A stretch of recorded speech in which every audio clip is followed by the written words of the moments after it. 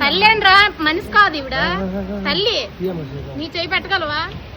పెట్టగలవా? ఏ రాననుకున్నావా? రాననుకున్నావా? రమ్మని అనుకుంటున్నావా? వస్తేనే మాకు ఆనందం.